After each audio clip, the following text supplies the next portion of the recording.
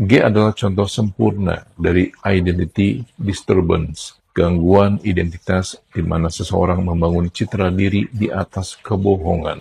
Karena dia tidak memiliki identitas yang kuat secara mandiri. Dia nggak punya usaha sendiri.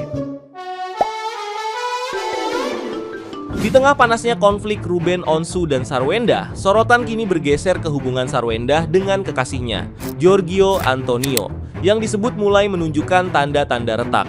Seorang netizen yang budiman dengan akun @niteniseratdiri membeberkan analisisnya melalui pendekatan psikologi, menyebut kemesraan yang selama ini dipertontonkan keduanya kini tinggal kenangan.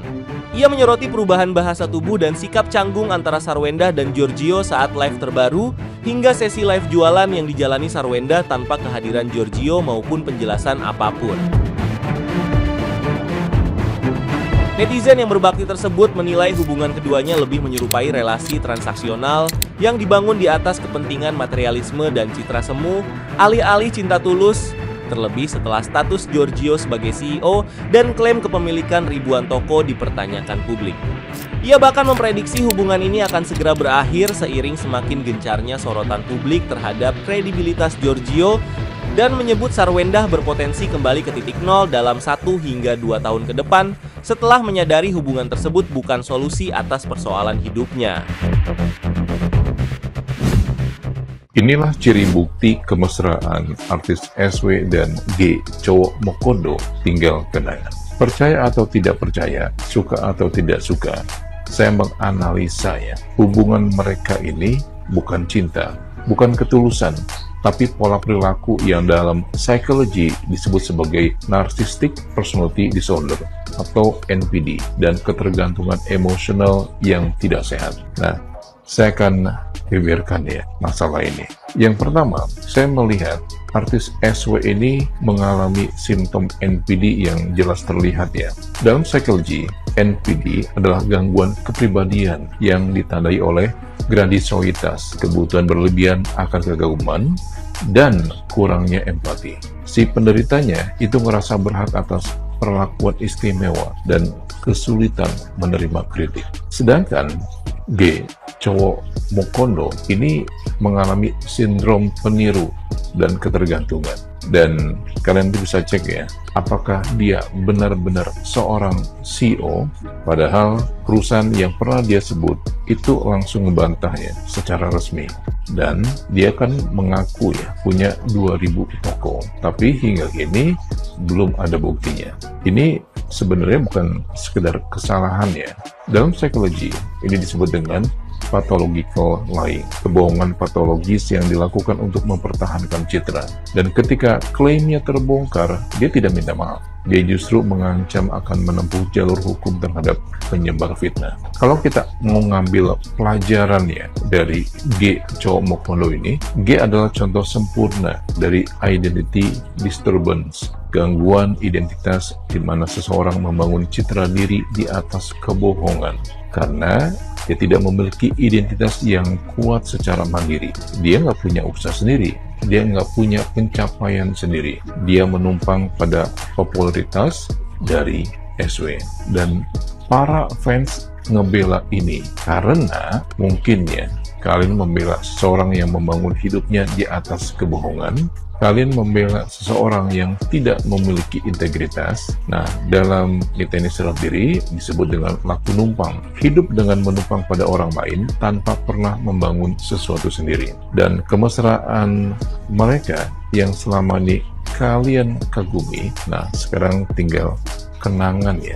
Dan kalian bisa lihat dari tanda-tanda ini. Kalau kalian mau jernih dalam berpikir, kemesraan mereka di depan kamera itu sudah berakhir ya. Ini terlihat pada saat 5 Agustus ya, pada saat live streaming, ini mereka ini canggung ya depan kamera. Interaksi antara SW dan G ini canggung ya, dan lebih berhati-hati. Ekspresi, bahasa tubuh, gesture, body language, dan cara mereka merespon satu sama lain itu nggak seluas dulu ya. Yang kedua ini live tanpa penjelasan ya. Karena 7 Agustus kemarin, S ini live jualan tanpa G, tanpa ngasih penjelasan apapun. Dia cuma ditemani oleh staf tim marketingnya. Nah, kalau hubungan mereka itu baik-baik aja, kenapa G, cowok Mokondo, itu tiba-tiba ngilang? Yang ketiga, hubungan yang dibangun di atas skandal. Karena G ini kan diketahui sudah mengincar S ini sejak 5 tahun lalu ya, saat S masih menjadi istri RO. Ini bukan cinta yang tulus ya, ini adalah oportunisme. Dalam psikologi, ini disebut dengan transactional relationship, hubungan yang dibangun di atas keuntungan, bukan komitmen. G ini dapetin akses ke kekayaan dan popularitas dari SW ya. Dan SW dapetin figur pria yang bikin dia kesengsem lah. Atau mungkin dia mendapatkan kepuasan ya, yang selama ini tidak dia dapatkan. Tapi ketika materialisme mulai goyah, ketika publik mulai mempertanyakan status CEO dari G ini, ketika Hotman Paris menantang kekayaannya, maka fondasi hubungan ini mulai retak.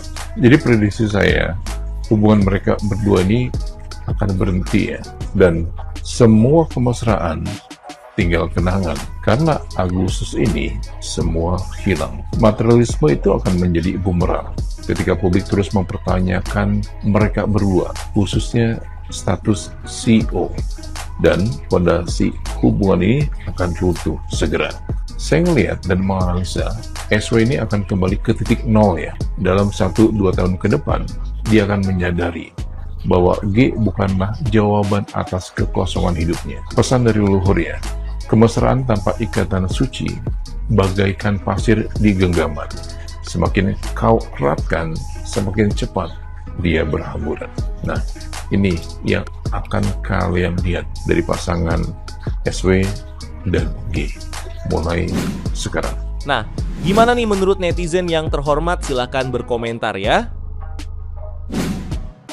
Emang kalau orang lagi terlope-lope itu, kadang itu nggak bisa menahan rasa bahagianya. Ya wajar, siapapun ya, jangankan Sarwen, kita pun kalau kita lagi bahagia sama pasangan kita, atau lagi bahagia dengan hidup kita sendiri, kita itu pasti posting, kita akan pasti tunjukkan di sosmed atau seperti apa. Bener nggak sih? Jadi nggak usah lah kalian berpihak ke sono ke sini. Memang setiap orang tuh ada masalah masing-masing, dan dia punya masalah masing-masing. Jadi nggak perlu mengikuti terlalu apa ya, menghujat terlalu dalam tuh janganlah. Kasihan juga. Sarwenda pun juga menjadi seorang single mom yang benar-benar menjaga anaknya, sampai menyiapkan makanan untuk sekolah anaknya, sampai seperti itu nggak mudah loh. Jadi jangan pernah menghujat orang siapapun itu ya, kita cukup mendoa. Kalau kata peribahasa Sunda mah ada yang kayak begini warga nih, pilih-pilih menang anu leuwih, atau boleh dikata mah ya pilih-pilih malah dapat yang lebih. Udah pula pilih, ujung-ujungnya dapat yang lebihnya lebih apa? Lebih menderita dari yang 11 tahun lalu. Baru dikasih gift paus ketika lab, sampai happy bener, sampai disebut-sebut itu nama. Ya Allah, butuh banget validasi roman-romannya mah. Ya kan? Lah apa kabar yang zaman dulu kala? Jangankan gift paus, ya dia mah ketika baru pertama awal-awal pernikahan aja udah langsung kasih hadiah BMW merah, ya kan? Lanjut lagi belum tas-tas mewah, tas-tas hebrang-hebring, tas-tas bermerek, jam tangan bermerek yang semua ada pada badan dan tubuh lu itu semua bermerek. Miliaran-miliaran dikasihin sama yang dulu mah ya, nyampe ke rumah-rumah udah bagaikan istana mini crab, dikasih juga walaupun puyeng-puyeng nyampe sakit-sakit, dia ibaratnya nyari duit kagak ada tuh diucap-ucapkan terima kasih.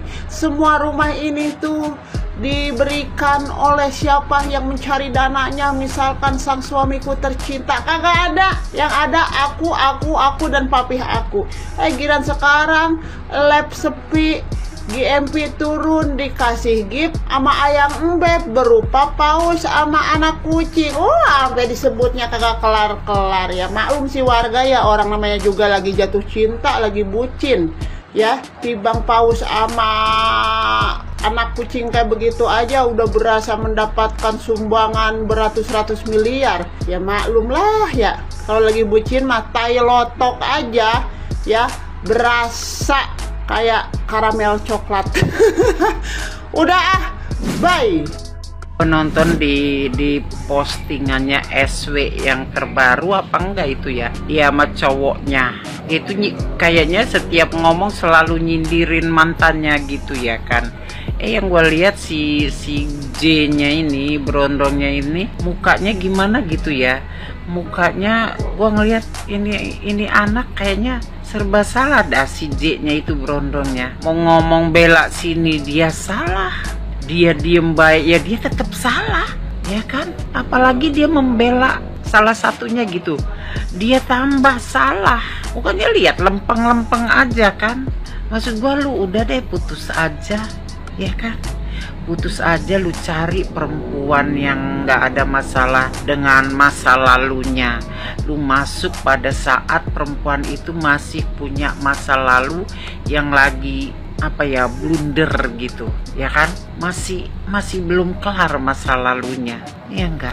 Lu cakep lu J, beneran lu cakep, kayaknya lu juga anak baik-baik aja kan. Lu juga nggak punya problem kan, nggak ada masalah sama mantannya si SW ini, tapi lu terbawa-bawa masalah itu. Mending putus tuh. Lu orang baik-baik, cari perempuan yang baik-baik, belum punya, maksudnya nggak ada masalah dalam hidup gitu, maupun masalah sama masa lalu yang sedang terjadi ya enggak. Coba lihat mukanya sama netizen diincer aja. Lu cakep lu J, ngerti nggak? Lu cakep, putusin perempuan itu. Lu datang pada saat yang tidak tepat si J, ngerti nggak lu? Pada saat yang tidak tepat, momennya nggak pas. Udah sekarang kan lu udah terkenal ya enggak, jangan nyari lu kepengen dibully orang, dibully netizen. Putus aja kalau gua mah. Hidup lu rumit kalau lu masih tetap sama tuh perempuan. Break dulu kalau gua. Kita pacarannya udahan dulu ya. Apa gimana gitu kan.